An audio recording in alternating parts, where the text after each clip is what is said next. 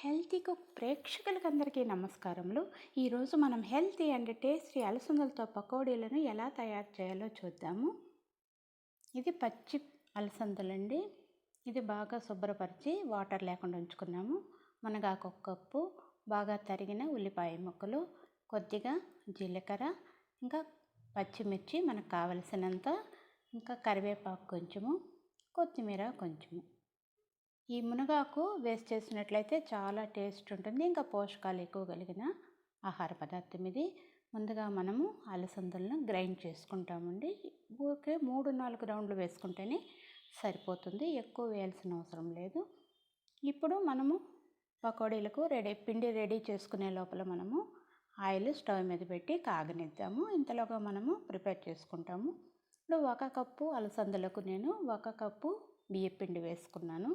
ఇంకా తగినంత కారము, ఇంకా ఉల్లిపాయ ముక్కలు, కొద్దిగా జీలకర్ర, కరివేపాకు, కొద్దిగా కొత్తిమీర వేసి, ఇప్పుడు మునగాకు 1 బౌల్ నిండికి తీసుకున్నాను, చిన్న కప్పు.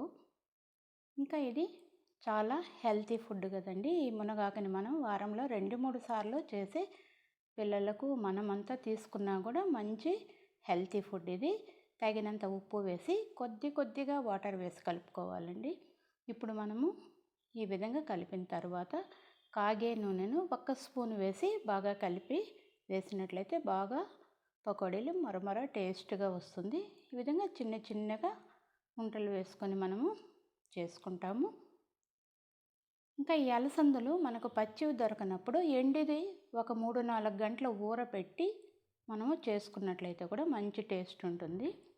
ఇంకా ఈ మునగాకుని రారాజు అంటారు కదండి, ఆకుకూరలో రారాజు మునగాకు. ఇది రకరకాలుగా చేసుకోవచ్చు. నేను దీన్ని రాగి రొట్టెలో కూడా చేసి చూపించున్నాను. కింద డిస్క్రిప్షన్లో ఇచ్చిండాను ఆ వీడియోను.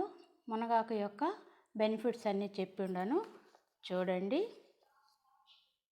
ఈ విధంగా బ్రౌనిష్గా వచ్చిన తర్వాత తీసేసుకోవచ్చును.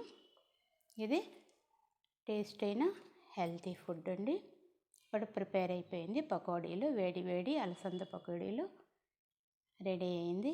ఇప్పుడు మనము కరివేపాకు ఆయిల్లో కొద్దిగా వేయించి పకోడీలను గార్నిష్ చేసుకుంటాము.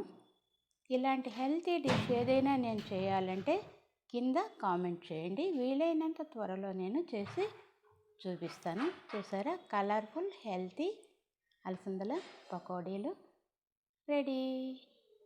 Thanks for watching.